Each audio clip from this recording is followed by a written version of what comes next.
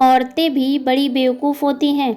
एक औरत रोज़ाना की तरह आज फिर ईश्वर का नाम लेकर उठी थी। किचन में आई और चूल्हे पर चाय चढ़ाया। फिर बच्चों को नींद से जगाया ताकि वे स्कूल के लिए तैयार हो सकें। कुछ ही पलों में वो अपने सास ससुर को चाय देकर आई। फिर बच्चों का नाश्ता तैयार किया और इसी बीच उसने बच्चों को भी ड्रेस पहनाई। फिर बच्चों को नाश्ता कराया। पति के लिए दोपहर का टिफ़िन बनाना भी ज़रूरी था।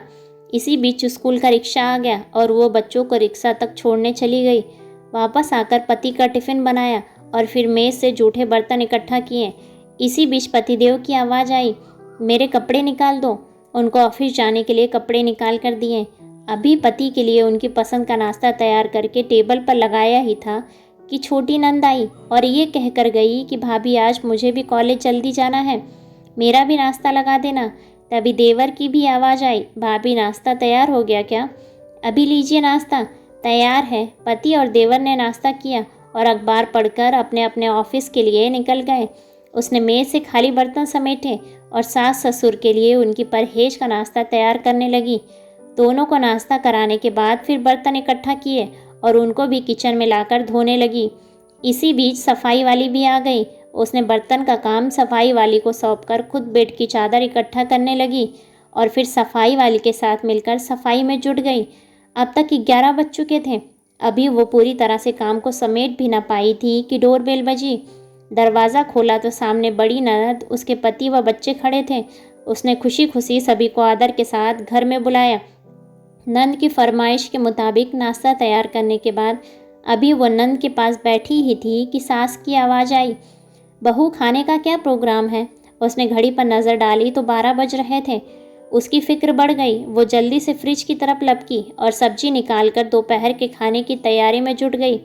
खाना बनाते बनाते अब दोपहर के 2 बज चुके थे। बच्चे स्कूल से आने वाले थे। लो बच्चे आ गए। उसने जल्दी जल्दी बच्चों की ड्रेस उतारी और उनका मुंह हाथ धुलवाकर उनको खाना खिलाया। इसी बीच छोटी नंद भी कॉलेज से आ गई और देवर भी आ चुके थे।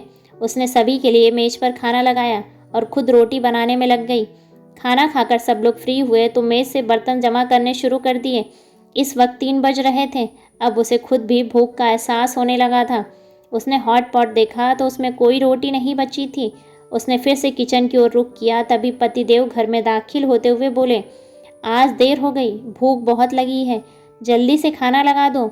उसने जल्दी जल्दी पति के लिए खाना बनाया और मेज पर खाना लगाकर पति को किचन से गर्मा गर्म रोटियां बनाकर देने लगी। अब 4 बज चुके थे। अभी वो खाना खिला ही रही थी तभी पतिदेव ने कहा, आ जाओ तुम भी खा लो।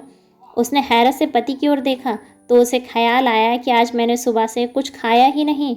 इस ख्याल के आते ही वो पति के साथ खाना खाने बैठ गई। अभी पहला निवाला उसने मुंह में डाला ही था कि आँख से आंसू निकल आए।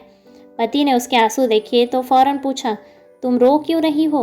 वो खामोश रही और सोचने लगी कि इन्हें कैसे बताऊं, ससुराल में कितनी मेहनत के बाद ये रोटी का निवाला नसीब होता है और लोग इसे मुफ्त की रोटी कहते हैं। पति के बार बार पूछने पर उसने सिर्फ इतना कहा कि कुछ नहीं, बस ऐसे ही आंसू आ गए। पति मुस्कुराए और बोले, तुम औरतें भी बड़ी बेवकूफ़ होती हो, बिना वजह रोना शुरू कर देती हो। आप इसे शेयर नहीं करेंगे अगर आपको भी लगता है कि गृहिणियां मुफ्त की रोटियां तोड़ती हैं। सभी गृहिणियों को सादर समर्पित। ऐसे ही बेहतरीन कहानियों को सुनने के लिए वीडियो को लाइक और चैनल को सब्सक्राइब करें। धन्यवाद।